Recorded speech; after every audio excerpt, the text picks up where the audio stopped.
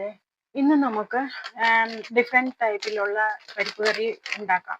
ഇതിന് വേണ്ടത് ഇത് ഇത് പിങ്ക് കളറിലെ പരിപ്പാണ്, തൊലിയുള്ളതാണ്. ഇതും പിന്നെ ചെറുപയറിൻ്റെ പരിപ്പ് തൊലിയില്ലാത്തത്, അതാണ് ഇത്.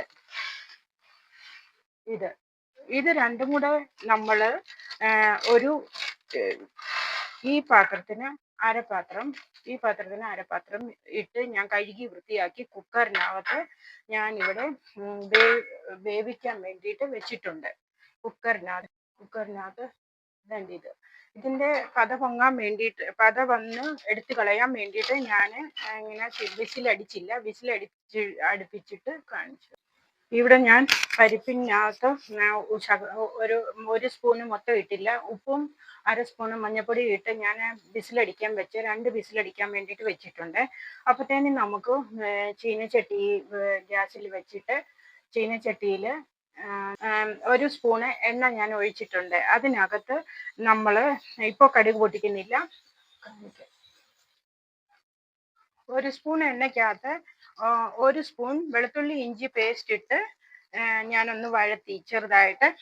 പിന്നെ ഇതിനകത്ത് ഒരു സവാള ഞാൻ ചെറുതായിട്ട് അരിഞ്ഞത് ഇതിനകത്തോട്ട് ഞാൻ ചേർക്കുവാണ്. ഇത് വെളുത്തുള്ളി ഇഞ്ചി പേസ്റ്റ് ബ്രൗൺ കളർ ആയപ്പം, സാധാരണ ഞാൻ പരിപ്പ് കറിക്കകത്ത് വെളുത്തുള്ളി ഇഞ്ചി അരിഞ്ഞിടുകയാണ് വേവിക്കുന്നതിനകത്ത്, പരിപ്പ് വേവിക്കുന്നതിനകത്ത്. ഇത് ഞാൻ വേറെ രീതിയിലാണ് ഉണ്ടാക്കുന്നത്. അപ്പോൾ ഇതിനകത്ത് സവാള ജസ്റ്റ് ഒന്ന് വഴറ്റി കഴിയുമ്പം, അതുപോലെ ഇതിനകത്ത് ഞാൻ 1 തക്കാളിക്ക് അരച്ചു വെച്ചതാണ് ഇതും കൂടെ ഇതിനകത്തോട്ട് ജസ്റ്റ് ഇതൊന്ന് വഴറ്റി കഴിയുമ്പോൾ ഇതിനകത്തോട്ട് ചേർക്കും. ഒരു ശകലം ഉപ്പ് നമുക്ക് ഇതിനകത്തോട്ട് ചേർക്കാം, ഒരല്പം മതി. ഓൾറെഡി നമ്മൾ പരിപ്പിനകത്ത് ഉപ്പ് ഇട്ടിട്ടുണ്ടല്ലോ, അപ്പോൾ ഒരു ശകലം ഉപ്പ് ഇതിനകത്തോട്ട് ചേർത്തു. പിന്നെ ജസ്റ്റ് ഒന്ന് വഴന്ന് വന്നപ്പോൾ നമ്മൾ തക്കാളിക്ക് ഇതിനകത്തോട്ട് ചേർക്കുകയാണ് കേട്ടോ. ഇതും കൂടെ വെച്ച് നമുക്കൊന്ന് വഴറ്റിയെടുക്കാം. ഒരല്പം വെള്ളം ഒഴിച്ച് മിക്സിക്ക് ഇതിനകത്ത് ഇതൊന്ന് കുലുക്കി ഒഴിക്കാം നമുക്ക്.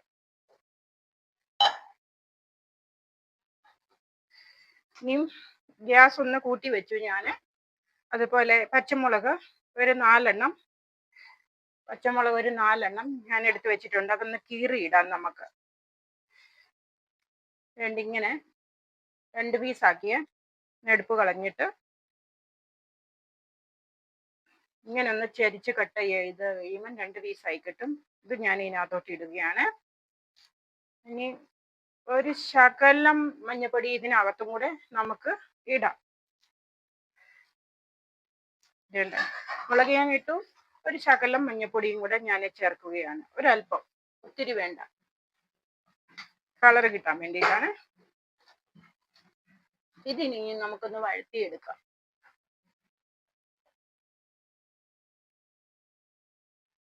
ഇടയ്ക്കിടയ്ക്ക് ഇളക്കി കൊടുത്തോണ്ടിരിക്കണേ. ഇതൊന്ന് വഴന്ന് വരട്ടെ. ഇതിനകത്ത് ഞാൻ മുളക് പൊടി ഇടുന്നില്ല, പച്ചമുളകാണ് ചേർക്കുന്നത്. അപ്പം ഇത്രയും മതി പച്ചമുളക്, വലിയ എരിവ് വേണ്ട. അപ്പം ഞാൻ ഇതിൻ്റെ ഗ്യാസ് കുറച്ച് വെച്ചു. ഇനി ഇതിൻ്റെ ചാറൊന്ന് പറ്റി വന്നല്ലോ, അപ്പം ഇതിനകത്ത് അധികം ചാറിൻ്റെ ആവശ്യമൊന്നുമില്ല. ഇനി ഇതിനകത്തോട്ട് ഇടുന്ന മറ്റൊരു സാധനം എന്ന് പറഞ്ഞാൽ ഇത് മുരിങ്ങയിലയാണ്. ഇത് ഞാൻ കഴുകി വെച്ചിരിക്കുവാണ്. അപ്പം ഇത് നമ്മൾ ഇതിനകത്തോട്ട് ഇട്ട് ഒന്ന് വഴറ്റി കൊടുക്കാം. മുരിങ്ങയില നല്ലപോലെ കഴുകി വൃത്തിയാക്കി വെച്ചിരുന്നതാണ്. അപ്പം നമ്മളുടെ പരിപ്പിൻ്റെ ഇന്നത്തെ സ്പെഷ്യല് മുരിങ്ങയില പരിപ്പ് കറിയാണ്. അപ്പം നമുക്കിതൊന്ന് വഴറ്റി കൊടുക്കാം. അപ്പത്തേന് നമുക്ക് കടുക് പൊട്ടിക്കാവേ.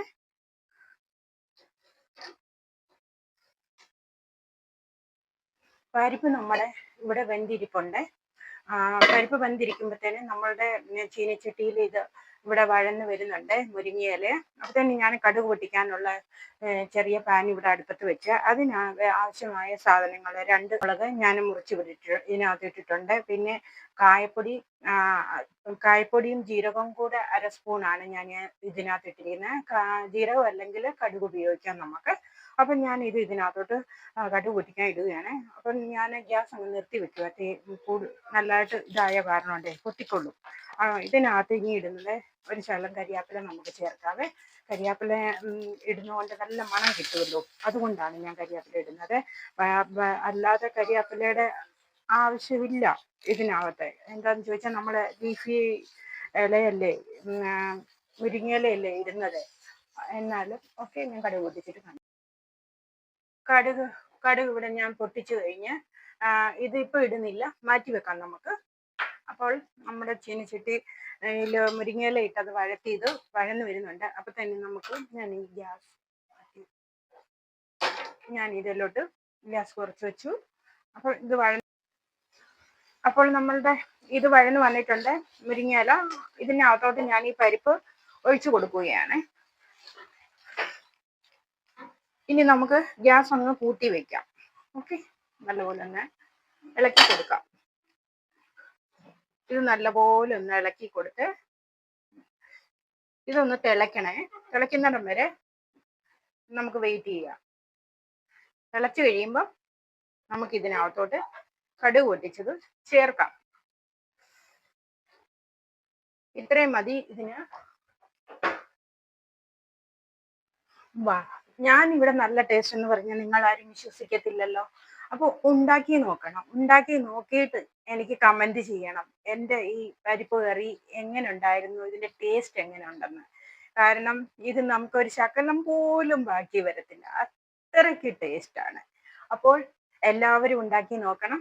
നമ്മൾ ഈ മുരിങ്ങയില വഴറ്റിയതാണല്ലോ, അപ്പോൾ ഒത്തിരി ഇത് വേവിക്കണ്ട. നമുക്ക് മുരിങ്ങയിലയുടെ അറിയാമല്ലോ, ഇലകളൊന്നും അധികം വേവിക്കത്തില്ലെന്ന്.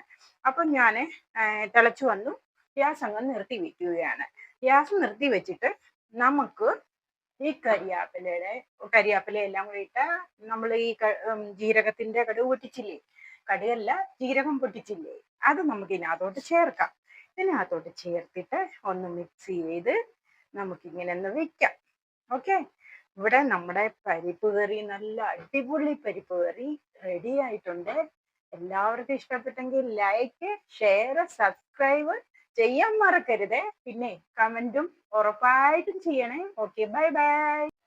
അപാര ടേസ്റ്റ് ഉള്ള പരിപ്പ് കറി ഇവിടെ റെഡി ആയിട്ടുണ്ട്. പരിപ്പ് കറി, മുരിങ്ങയില പരിപ്പ് കറി, പരിപ്പ് മുരിങ്ങയില കറി. ഓക്കെ.